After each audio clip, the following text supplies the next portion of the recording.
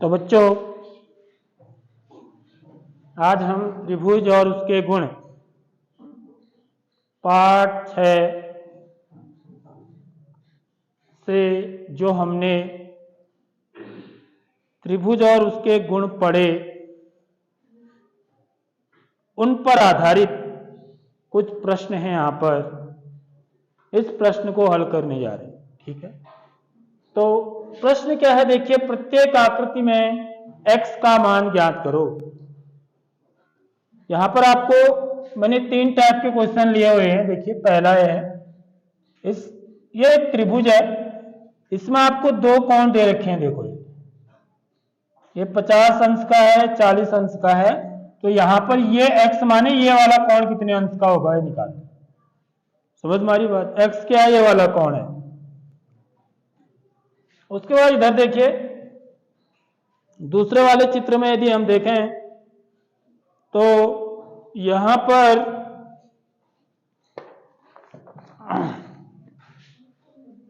ये x है यहां पर। ठीक है, यहां पर x है।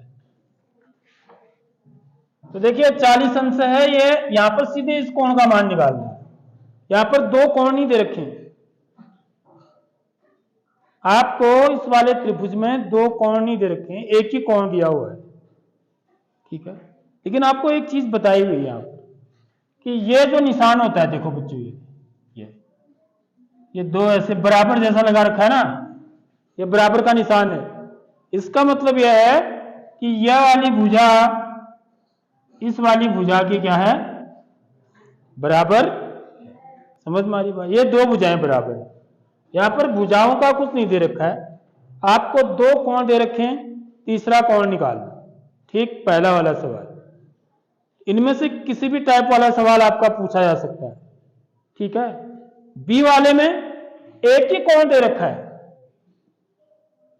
ठीक है, लेकिन एक शर्त दे रखी है कि यह भुजा और यह भुजा आपस में कैसी हैं, बराबर है।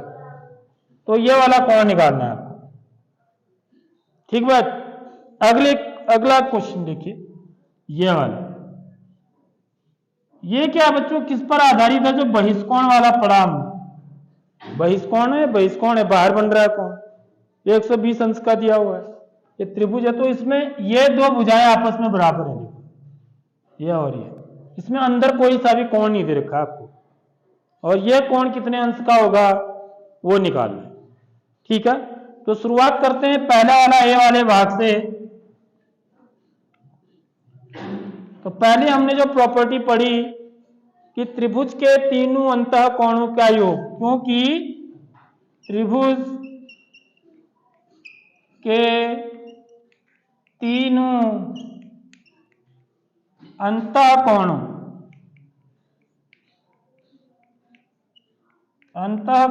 का योग माने जोड़। त्रिभुज के तीनों अंतः कोणों का योग कितना होता है बच्चों? 180 अंश होता है। ये पढ़ा ना आपने, तो देख लो इस क्वेश्चन को कैसे करोगे। इसका मतलब इन तीनों कोणों को जोड़ के कितना आना चाहिए? 180 अंश आना चाहिए। यानी कि मैं x धन 50 अंश धन 40 अंश, समझ मारी बात। तीनों को जोड़ दिया, x धन 50 धन 40 बराबर कितना? 180 अंश। समझ मारी बात। तीनों कोणों का योग 180 अंश होगा। तो इस प्रकार से क्या बनती है बच्चों, हमारी एक समीकरण बन जाती है। इसको क्या बोलते हैं? एक समीकरण बोलते हैं, क्योंकि बीच में बराबर आ रहा है। ठीक है, अब इसको कैसे हल करते हैं देखिए। x धन 50 में 40 जोड़ देंगे, कितना आएगा? 90 अंश बराबर 180। अब इस समीकरण को कैसे हल करते हैं? हम दोनों पक्षों में 90 को घटा देंगे, वही तो करते हैं। x का मान निकालना है तो इसको 0 करेंगे ना, तो मैं क्या लिख करूंगा? दोनों पक्षों में 90 को घटा दूंगा। x धन 90 अंश ऋण 90 अंश, इस तरफ भी और इधर भी 180 अंश ऋण 90 अंश। समझ में आ गई बच्चों बात? ऐसे मैंने आपको समीकरण हल करना ही बताया हुआ है। तो 90 अंश से 90 अंश कट के क्या हो गया? 0। तो यहां क्या बचा? सिर्फ x। तो 180 में से 90 को घटाएंगे तो कितना आ जाएगा 90 अंश। तो x का मान कितना होगा बच्चों इसमें 90 अंश होगा। वैसे भी आप हिसाब लगा सकते हो। कैसे कैसे हिसाब लगाओगे, इन तीनों कोणों को जोड़ के 180 आता है ना, समझ रहे हो बात। इस बात को याद रखना हमेशा कि जब भी हम किसी त्रिभुज के तीनों अंतः कोणों को जोड़ेंगे तो हमें हमेशा 180 अंश मिलेगा। तो देख लो इनको जोड़ लो जो दे रखे हैं। 50 और 40 कितना हो गया 90, ठीक है। इन दोनों को जोड़ के 90 आ गया। अब ये कितने अंश का होगा ये निकालना है, तो कुल कितना होता है 180 अंश होता है। तीनों का जोड़ना 180 में से 90 को क्या कर दो घटा दो, तो कितना आ जाएगा 0। 18 में से 9 गया 90 अंश। वो ऐसे भी निकाल सकते हो इसको। ये कितने अंश का होगा 90 अंश का होगा। तभी तो आप जोड़ोगे ना इनको 90 अंश धन, देखो ऐसे जोड़ो 90 50 तीसरा क्या है 40। देखो इन तीनों को जोड़ दो तो मेरा 180 आना चाहिए। आता नहीं आता चेक कर लो। 0 9 5 14 14 और 4 18। देखो आया नहीं आया 180। समझ रहे हो, इसका मतलब मेरा जो उत्तर है वो क्या है सही है। तो यदि आपको दो कोण दे रखे हैं त्रिभुज के और तीसरा कोण आपको निकालना है तो आप हमेशा ऐसे निकालें, ठीक बात।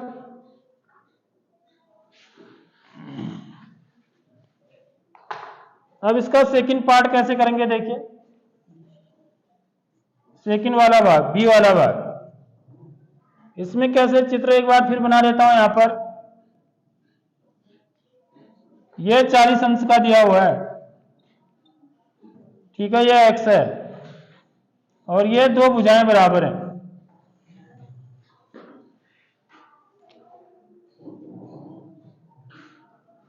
तो यहां पर ये त्रिभुज की एक प्रॉपर्टी ये भी होती है, ठीक है। क्या क्या गुण धर्म होता है बच्चों कि यदि किसी त्रिभुज के दो भुजाएं, यदि किसी त्रिभुज की दो भुजाएं बराबर होती हैं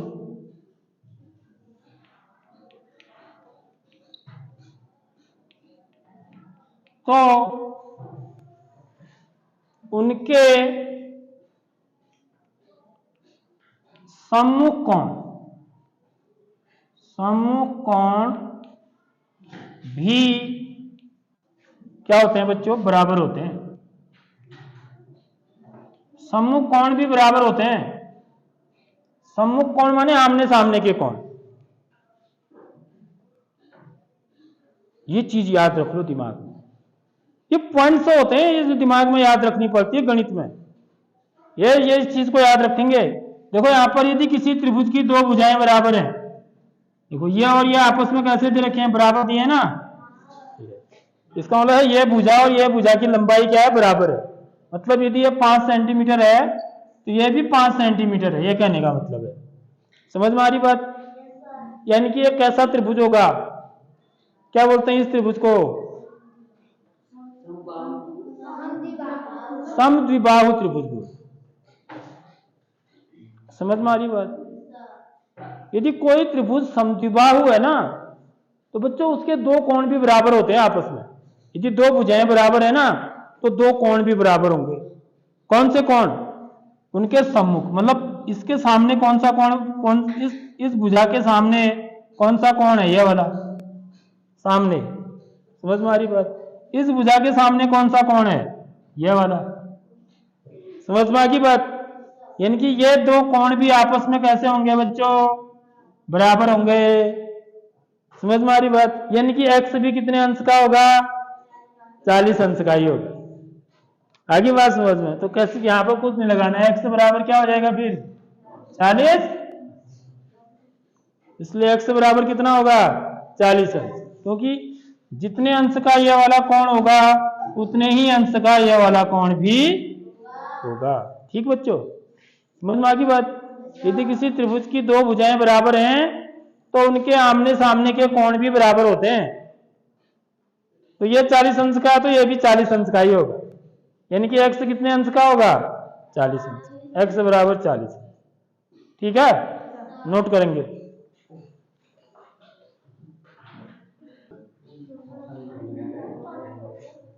तो बच्चों डी वाला सी वाला भाग हमको बनाना है, तो इसको कैसे बनाएंगे, देखिए यह आपका त्रिभुज दिया हुआ है, यह इसका बहिष्कोण 120 अंश है, तो यह वाली भुजा और यह वाली भुजा दोनों बराबर है, यह x है, इसका मान हमको निकालना है। ठीक है,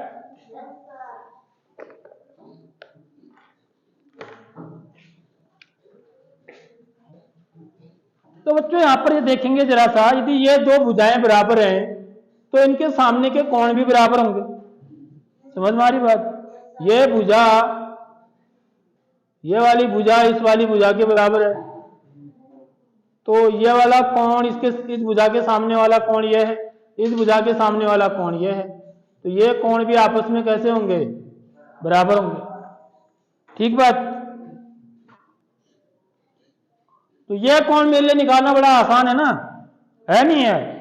ये कोण कैसे निकालूंगा, क्योंकि ये टोटल कोण कितने अंश का बनेगा बच्चों, यहां से लेके यहां तक ये पूरा कितने अंश का होगा, 180 अंश का, तो ये कितने अंश का हो जाएगा, फिर ये 120 का है तो ये कितने अंश का होना चाहिए, 60 का होना चाहिए। मौखिक सवाल है, तो इसलिए x भी कितने अंश का होगा, 60 अंश का होगा। समझ में आ गई नहीं आई बात, कैसे किया? वैसे जो हमको करना होगा इस सवाल को, तो हम कैसे करेंगे, देखिए समीकरण बना के करते हैं कहीं भी।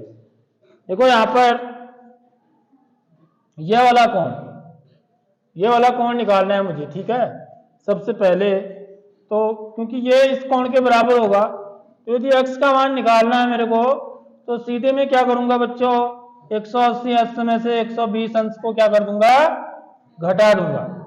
तो 180 अंश में से 120 अंश को घटाऊंगा तो उत्तर कितना आएगा, 60 अंश। ठीक बात,